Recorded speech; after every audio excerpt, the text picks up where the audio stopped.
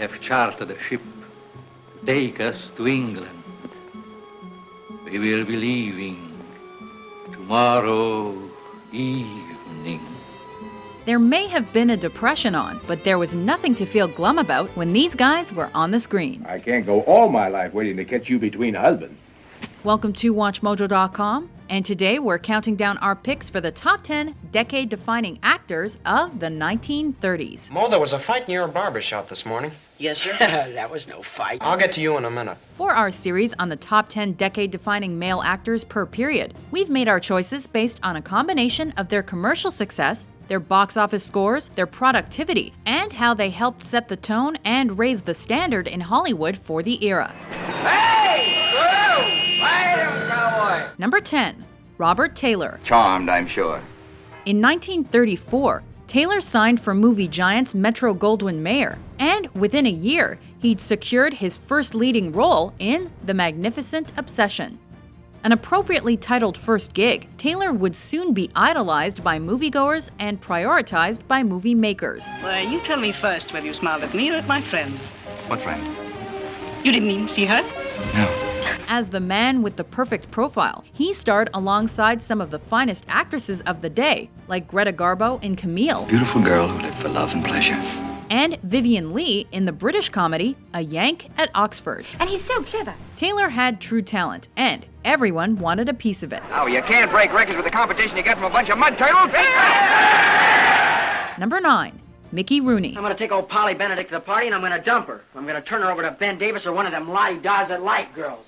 Then I'm coming home and I'm going to bed. That's what I'm going to do. It's an almost impossible task to choose just 10 out of the 90 years Mickey Rooney performed. But if he defined any decade, it was the 1930s. This was where it all began for Rooney. I hope I have fun here this winter. How many dances you going to dance with me, Polly, huh? Oh, Andy. A role as Andy Hardy in A Family Affair landed him an unexpected franchise success. And a part in Boys Town with Spencer Tracy proved his dramatic credentials. If you're a Catholic or a Protestant, you can go right on being one. Well, I'm nothing. However, the young Mickey Rooney will always be remembered alongside a young Judy Garland for his Oscar-nominated turn in Babes in Arms. I said good morning. The sun is shining. A good morning. Hear the birdies sing.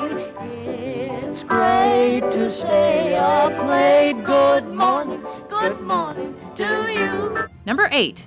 James Cagney. I wish you was a wishing well, so that I could tie a bucket to you and sink you. Orson Welles said of this man that he may be the greatest actor who ever appeared in front of a camera.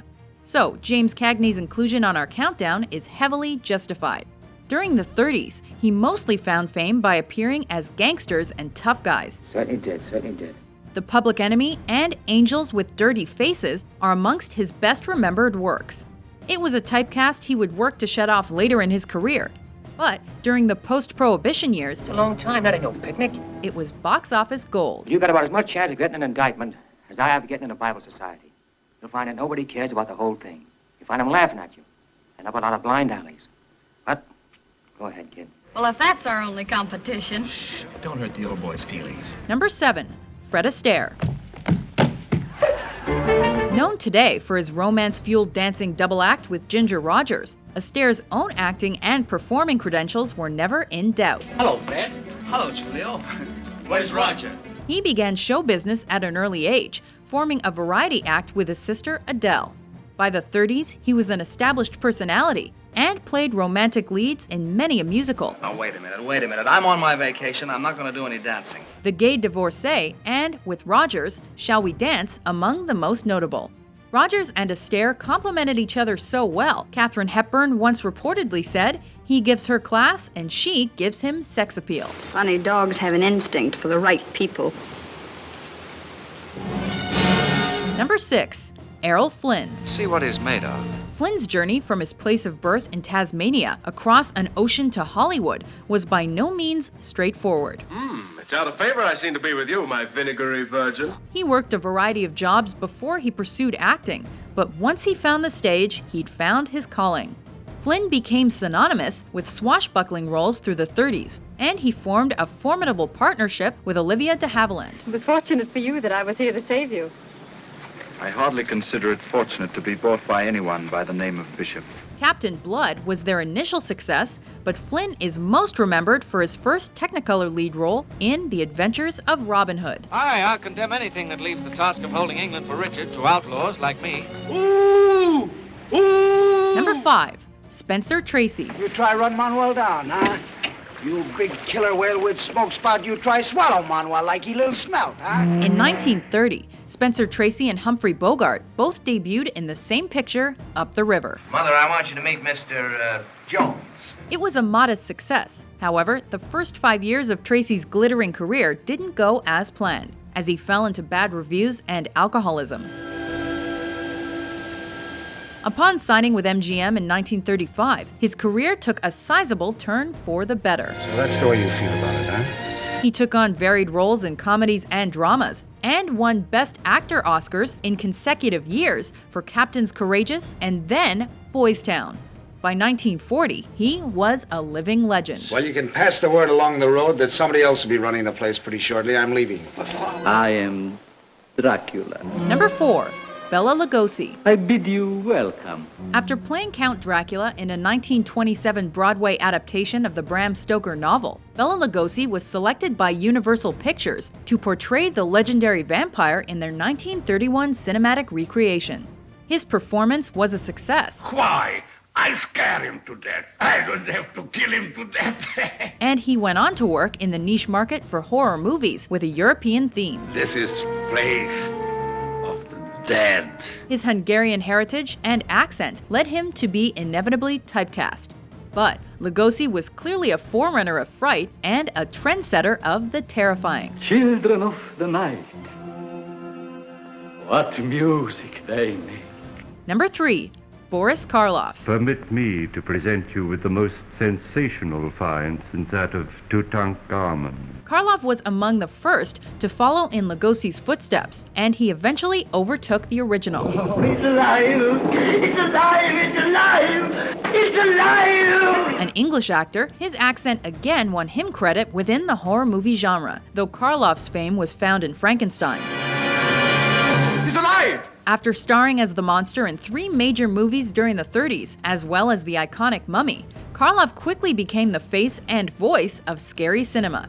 He was often paired with Lugosi, but Karloff usually received top billing. Thou shalt take its place but for a few moments, and then rise again even as I have risen. Number 2. Clark Gable. Name, Mark Whitney. Occupation, lawyer. Residence, 1100 Park Avenue. Clubs, Harvard and Union League. And if you're interested in money, I'm what's known as a very rich man. This legendary actor scored a contract with MGM in 1930, and he never really looked back. Consistently paired with the leading ladies of the day, Gable won the hearts of many an audience with his authoritative look and voice. He and Joan Crawford got steamy and possessed. I seem to grow more valuable to you each year. And then he picked up the Best Actor Oscar for his role in It Happened One Night. No two men do it alike. However, Gable finished the 30s with his most memorable movie. The world is full of many things and many people, and I shan't be lonely. I'll find comfort elsewhere. Opposite Vivian Leigh, he played Rhett Butler in Gone with the Wind and cemented his Hollywood legacy. Rhett, you go. Where shall I go? What shall I do? Frankly, my dear, I don't give a damn. Before we unveil our pick for decade-defining actor of the 1930s, here are a few honorable mentions.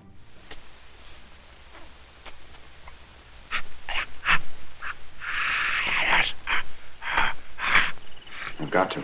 Oh, no, Jesse, please. Can't help it, Z. I just got to. Let Frank. Sorry, honey. You're a fine watchdog. He's got more sense than you have. I'm glad you're not on this case. On it, I'm in it. They think I did it. Well, didn't you? Oh, he must have lost his nerve. I'll take care of him. Now, let's see the color of that money. Yeah, just a minute, Sam. I got my own ideas of a split this time. And you can take it my way or leave it. We ain't begging you. Yeah? Duffy! Well, where is Duffy? Number 1. Cary Grant. Sure, they'll be naming streets after you. Hildy Johnson Street. There'll be statues of you in the parks. The movies will be after you. The radio. By tomorrow morning, I'll bet you there's a Hildy Johnson cigar. I can see the billboards now. Says, light up with Hildy Johnson. Light up with Hildy. Stop that acting. Our champ spent the 30s as an official Englishman before obtaining American citizenship in 1942. Mae West is largely credited with giving this definitive leading man his breakthrough opposite her in She Done Him Wrong Thanks. and I'm No Angel. Yeah, well, you wouldn't mind if I looked around. Me jiu-jitsu. The Awful Truth was a pivotal movie, though, as it established Grant as rom-com royalty. Really, David, there's a time and place for everything. What would Professor Latouche think? After all, my dear, you're getting married tomorrow. After that, he paired up with the likes of Katharine Hepburn in Bringing Up Baby and Rosalind Russell in His Girl Friday. Grant is a legend of laughter and a legend of love, a romantic, comedic winner. They always seem so cold to me. They have no warmth, no soul. I'm sorry you think more of your diamonds than you do of your soul. Do you agree with our list? Splendid. Which 1930s actor do you think is the most iconic? For more classic top 10s published every day, be sure to subscribe to WatchMojo.com.